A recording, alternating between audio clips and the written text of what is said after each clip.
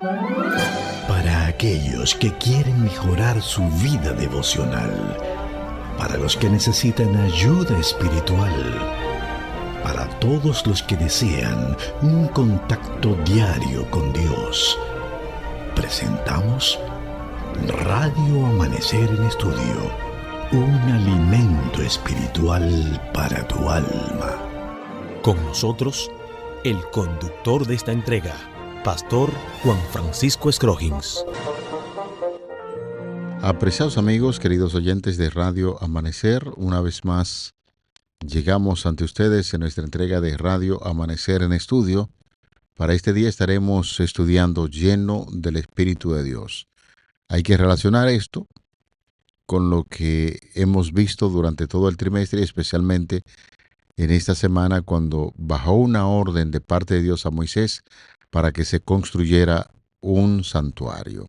Lecciones pasadas hicimos un fuerte énfasis en los materiales que Dios estaba pidiendo, una ofrenda voluntaria del pueblo para la construcción de ese santuario y especialmente damos un toquecito sobre la vestimenta del sacerdote, lo que debía utilizar para ministrar delante de Dios. Hoy estaremos tocando ese punto de mucho interés como es lleno del Espíritu de Dios y qué papel desempeña o desempeñaba en ese momento la orden de la construcción de ese santuario, de la vestimenta y el Espíritu Santo, donde, porque algunas personas dirán, el Espíritu de Dios sí es el mismo Espíritu Santo, que es una persona que tiene cualidades y características importantes, como lo es Él, Dios, de manera que, Pastor, ese es el tema que estaremos abordando en este día. Es importante retomar el tema porque es de trascendente importancia en nuestra vida el entender cómo Dios siempre ha guiado a su pueblo, ha estado con su pueblo, ha convivido con su pueblo de diferentes maneras. La verdad teológica cumbre y central de todo el libro de Éxodo también nos invita a entender eso. Así que en este momento quisiéramos invitarlos para que podamos invocar la presencia de Dios. La presencia de Dios, a pesar de que Dios es omnisciente, es omnisapiente, es todopoderoso, también invitarlo es un acto de cortesía, es un acto de agrado. Poder estar con alguien que yo quiero estar, que me está invitando, es diferente a que yo esté, porque soy todopoderoso. En este caso queremos que Dios guíe nuestros pasos, nos dé sabiduría y nos dé entendimiento. Oremos. Amantísimo Dios todopoderoso, nos complace saber que tu presencia ha sido continua con nuestra vida para poder mantenernos y prodigarnos tu bondad y misericordia a cada uno de nosotros. Tus santos ángeles también nos cuidan al salir y al entrar. Y qué bueno es saber que estamos protegidos por tu providencia divina, siendo guiados. En este momento queremos invitarte a que nos acompañes una vez más en el estudio correspondiente a esta hora. En este tiempo queremos que tu presencia, tu entendimiento, tu sabiduría sea con nosotros. En el nombre de Jesús te lo pedimos y te lo agradecemos. Amén. Amén. Voy, Pastor, a leer textualmente parte del párrafo introductorio a la lección que nos trae la guía de estudio, ya que estamos haciendo un comentario que va en esa misma dirección para luego abordar algunos términos de mucho interés sobre los materiales, tomar en cuenta de parte del Señor en los servicios del santuario y quienes lo van a ejercer. Dice aquí que Dios mismo instruyó a Moisés en la preparación de cada detalle de los servicios del tabernáculo. Los sacerdotes debían tener vestiduras sacerdotales, pero el sumo sacerdote llevaba un efod especial con los nombres de los hijos de Israel. Todos los sacerdotes debían ser consagrados. Otros elementos que debían ser cuidadosamente preparados era el altar del incienso, la fuente para el lavamiento, el aceite de la unción y el incienso. Quisiera preguntarle, Pastor, el efod qué es y esto que llevaba en el pecho el sumo sacerdote, el urín y Tumín qué es y para qué se utilizaba. Según lo vemos en la escritura, en las indicaciones que Moisés recibió y también daba para que los sacerdotes, por ejemplo, el Urín, el Tumín, eran parte del efod, estaban en el efod del sacerdote que portaba y tenía las 12 piedras que representaban el pueblo, las 12 tribus del pueblo de Israel.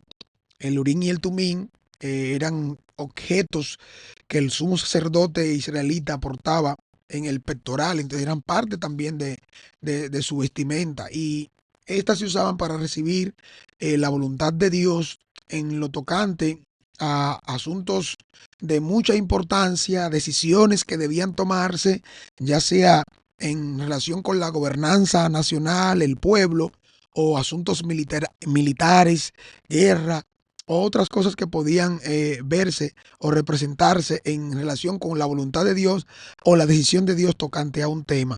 Solo el sumo sacerdote al que se le encomendaba la custodia de su pectoral podía consultar el Urín y el Tumín.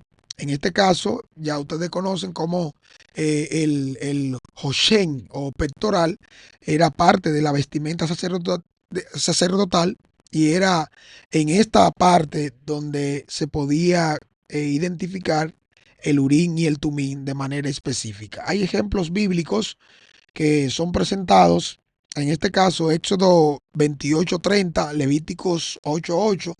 Ahí vemos cómo se consultaron y como por ejemplo, ahí se pudo determinar la culpa del ayuno de un ejército en primer libro de Samuel, capítulo 14, versículo 41. Realmente Urín se traduce como luces o fuego y Tumín como perfecciones o verdad en hebreo, que eran piedras o tablillas con símbolos que eran iluminadas o revelaban el símbolo según el uso, según la usanza que podían tener en la manifestación de la voluntad de Dios. Pastor, usted recordará que en un momento determinado, pues nosotros estábamos hablando acerca de los materiales que Dios exigía, oro, plata, pero también habían algunos elementos que tenían que ver con colores. Sí, así es. Perfecto. Y hablamos muy enfáticamente sobre la vestimenta o la vestidura del sacerdote. Y cuando usted estaba haciendo su comentario sobre el efod, el urín y el tumín, es importante rescatar esa idea que usted estaba diciendo. Es esa vestidura sacerdotal en el antiguo pueblo de Israel, utilizada principalmente por el sumo sacerdote como parte de su atuendo oficial, hecha de lino fino. ¿Ve usted por qué se le exigía al pueblo este tipo de tela? De lino. Lino fino, púrpura, azul y escarlata. Todo eso bordado de oro. O sea que no fue cosa al azar ni por casualidad de que estos sacerdotes tenían este tipo de vestimenta. Esto tenía un profundo significado espiritual para el pueblo de Israel, simbolizando lo que es la guía de la presencia de Dios para el pueblo de Israel siempre que había algún tipo de consulta. Y es importante decir que estas ideas también pululaban ya en naciones paganas, como es el caso de en el caso de adoración de idolatría, como en el caso de Gedeón con oro. Pero lo general de todo lo que estamos diciendo es que la vestidura sacerdotal, con todos los atuendos que tenía, allí las piedras que simbolizaban las 12 tribus de Israel, para decir que Dios a través del sacerdote tenía un interés muy especial para que en esas 12 tribus de Israel, representando toda la humanidad en ese entonces, Dios estaba muy interesado en darle grandes bendiciones a este pueblo. Sin duda alguna que la mayor bendición que el pueblo tendría es la misma presencia de Dios. La misma presencia de Dios que siempre ha estado, siempre se ha manifestado en protección, en dominio, en control, en enseñanza, en provisión, en sustento. De alguna u otra manera, donde está el trono de Dios, Él reina. En este caso, cada uno de nosotros hoy tiene también la importancia, porque Dios así nos ha elegido, nos ha escogido para morar en nuestra vida. Cada uno de nuestros corazones, cada una de nuestras mentes pueden ser o son una morada de Dios, el Espíritu Santo. Y si nosotros le damos el espacio correspondiente a Dios en nuestra vida, entonces estaremos seguros de que Él habitará con nosotros y estaremos confiados en que sus resultados también se reflejarán en el día a día, en la manera como nosotros podemos relacionarnos unos con otros.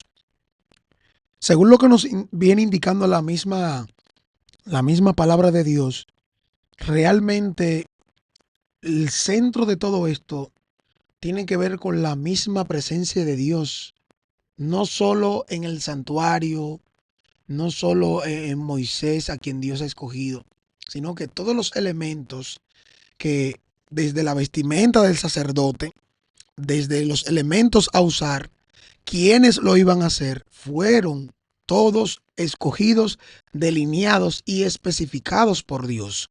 Por eso es que ahora cada uno de ellos toma un papel protagónico aquí el Espíritu Santo. Claro. Que dice el texto bíblico claramente que fueron llenos del Espíritu Santo, tanto en el caso quien iba a diseñar, quienes iban a trabajar directamente, dice claramente ahí que Dios le señaló y le dijo, mira, yo me he reservado a Bezaleel, que fue capacitado para trabajar artísticamente en el tabernáculo, y también le mencionó que Dios otorgó a Oliat y a muchos otros artesanos el mismo espíritu de trabajo para que pueda todo hacerse conforme Dios lo había delineado en cada uno de los detalles, porque Dios es un Dios de detalles en relación con las cosas que Él ordena, que Él manda y que Él quiere que se hagan para su gloria y honor. Dios mismo es quien capacita, es quien entrena, es quien envía a esos hombres y es quien los llama para que hagan su voluntad en el trabajo que han de realizar. Qué bueno que usted está entrando en ese punto. Cuando nosotros vamos directamente a la palabra de Dios, a la Biblia, y me gustó mucho el detalle, y siempre hemos hablado de que Dios es un Dios de detalle. Dios mira la cosa para que se haga en orden. Por eso siempre he dicho que Dios es un Dios de orden. Dios es un Dios de detalle. Dios siempre llega a tiempo, porque de eso se trata. Y cuando nosotros vamos a la Biblia, por ejemplo, en Éxodo capítulo 31, los versículos del 1 al 7, vamos a leer textualmente allí parte de las informaciones que nos está dando. Dice el texto bíblico que es el mismo Señor que habla a Moisés y le dice lo siguiente: mira, Moisés, yo he llamado por nombre a Bezaleel, hijo de Uri, hijo de Ur, de la tribu de Judá. Note usted cómo Dios le dice a Moisés: yo conozco esa familia, yo sé de dónde vienen y yo sé cuáles son las cualidades que tienen, por lo tanto te voy a hacer esa recomendación para que trabaje en el santuario. No es cualquiera que debía estar trabajando en el santuario, es una orden directamente de Dios. Y dice que este muchacho llamado Bezaleel, hijo de Uri, hijo de Ur, de la tribu de Judá, yo le he llenado del Espíritu de Dios. ¿De qué forma? En sabiduría y en inteligencia y en ciencia y en todo arte, para inventar diseños y para trabajar en oro, en plata y en bronce, que son los elementos que el pueblo trajo, que Dios había pedido para la construcción del santuario. Y algo que a mí de manera particular, pastor, me llama mucho la atención es cuando Dios habla que el Espíritu Santo da sabiduría y inteligencia. Nosotros entendemos de manera muy clara que la sabiduría siempre viene ligada a un elemento espiritual y la inteligencia. Cualquiera puede tener mucha inteligencia, pero lo que es la sabiduría que nos ayuda a actuar con moderación, con prudencia, este muchacho la tenía. Y el versículo número 5 dice: y en artificio de piedras para engastarlas y en artificio de madera para trabajar en toda clase de labor. Y he aquí que yo he puesto con él también a un ayudante llamado Aholiab, hijo de Asimac, de la tribu de Dan, y he puesto también sabiduría en el ánimo de todo sabio de corazón para que hagan todo lo que he mandado. Y entonces empieza a hacer mención de lo que es el tabernáculo de reunión. No sea usted pastor, pero a mí me gusta la forma en que Dios obra, los detalles, cómo llama a la gente, lo conoce, tiene sabiduría, tiene inteligencia, es guiado por el poder del Espíritu Santo, y todos esos diseños ahí tiene 2 ingenieros artífices que estarán trabajando contigo en el tabernáculo. Eso indica muy claramente que lo que Dios ha venido haciendo, la manera como lo ha estado mostrando, señalando, las decisiones que ha venido tomando y les ha indicado a Moisés y a los líderes, claramente para poder nosotros decir que nos estamos relacionando con Dios, debemos parecernos a Dios. Y en cada una de las decisiones que tenemos que tomar en relación con su obra, al dirigirla, al ser escogido para servir al Señor, debemos parecernos más y más y más.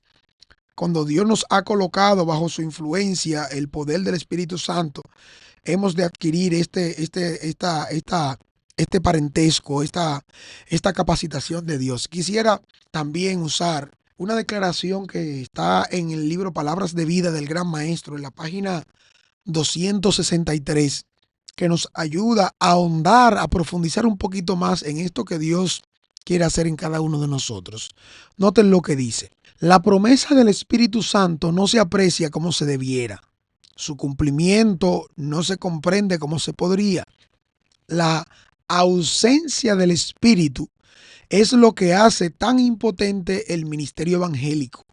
Se puede poseer sabiduría, talentos, elocuencia, todo don natural o adquirido, pero sin la presencia del Espíritu de Dios no se conmoverá a ningún corazón, ni ningún pecador será ganado para Cristo.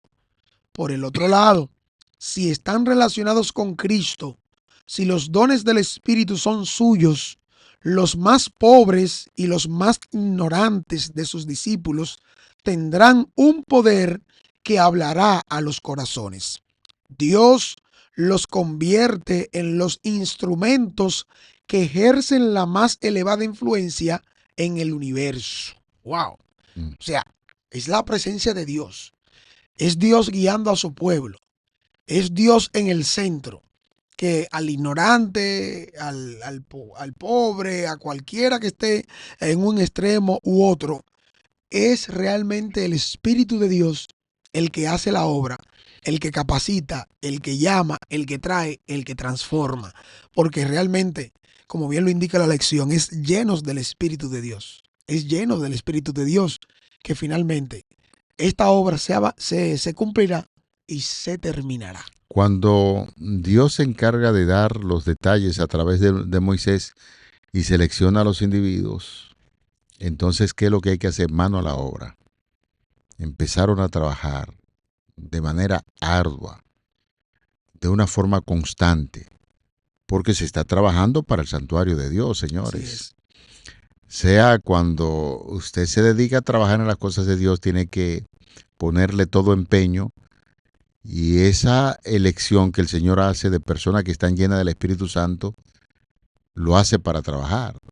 Cuando usted llega como obrero a la causa de Dios, usted no puede andar barajando, como nosotros decimos en un buen dominicano. Repita eso, pastor. Y haciendo porque Dios me llamó, allí. Dios me eligió. Bueno, ¿qué? pero una cosa es lo que uno piensa y una cosa es el resultado.